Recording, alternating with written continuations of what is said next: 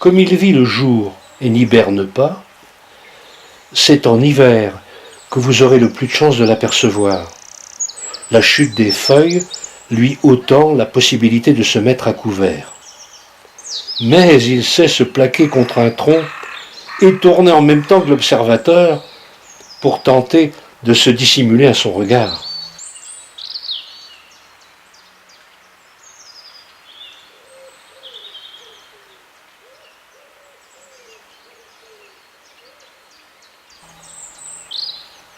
Comme le geai, il amasse des provisions de glands, noix, noisettes et autres graines qu'il retrouve sous la neige, bien qu'il en oublie une partie.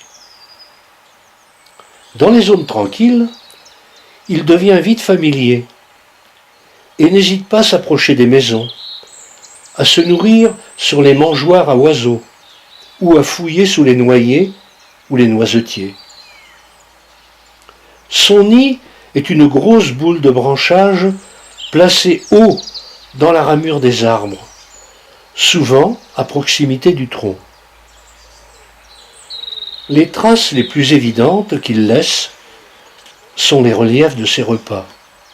Coquilles de noix et noisettes fendues en deux, cônes de sapin et d'autres conifères épluchés en partant des écailles de la base et en remontant vers la pointe. Avec un peu d'habitude, vous parviendrez à différencier les traces de consommation de l'écureuil de celles d'autres rongeurs, comme le mulot ou les campagnols.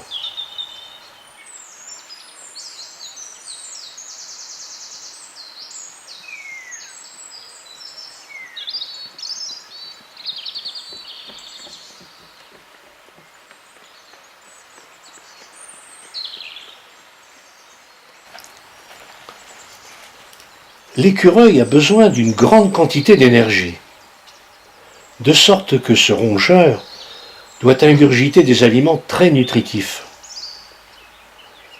Si seule de la nourriture de faible qualité est disponible, un animal dépensera sans doute plus d'énergie à rechercher des aliments qu'il n'en gagnera en les consommant. Ainsi, le rongeur peut perdre du poids même s'il passe toute la journée à se nourrir.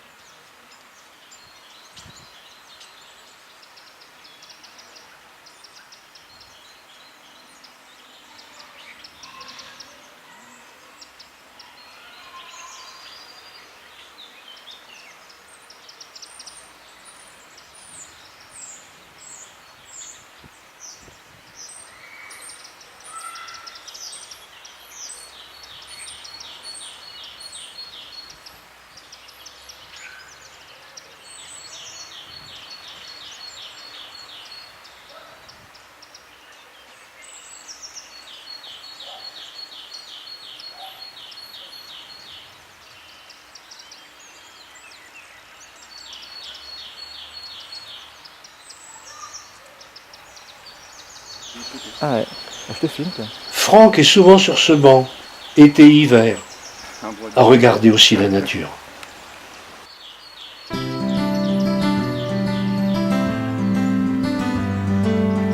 Le pic-vert, que vous pouvez rencontrer dans la vallée, est spécialisé dans la prédation des fourmis, grâce à sa longue langue collante.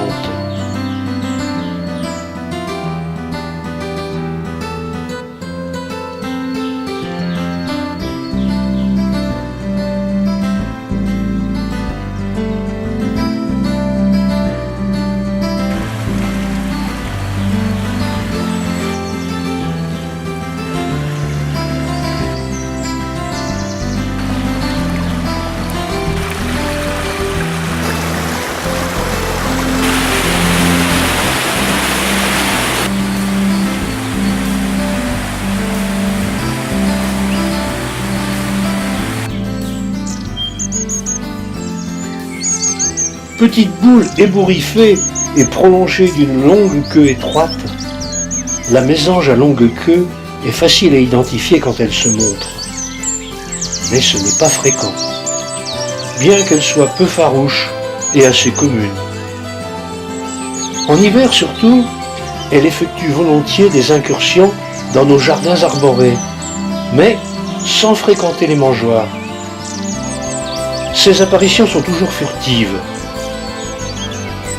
Prospectant dans des positions acrobatiques les plus fines ramilles des arbres et des buissons, elle ne tient pas en place.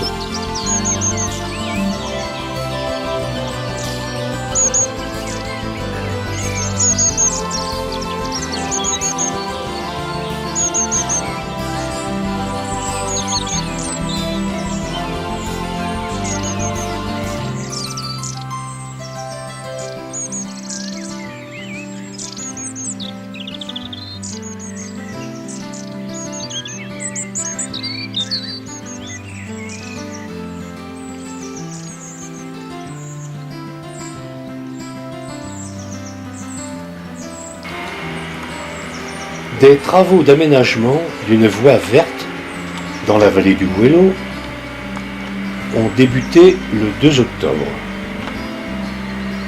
Cette action de Saint-Brieuc Agglomération s'inscrit dans le cadre du plan de déplacements urbains qui a pour but de promouvoir les modes de déplacement doux et plus particulièrement le vélo. Il s'agit d'en faire un axe de déplacement quotidien pour le trajet domicile-travail, utilisable en toute saison et non plus seulement un lieu de promenade. La largeur du chemin sera portée d'1 mètre à 2,50 mètres, afin de devenir confortable pour tout le monde. Après empierrement des passages les plus humides, un revêtement de sable stabilisé par un liant sera appliqué sur tout le tracé au printemps prochain.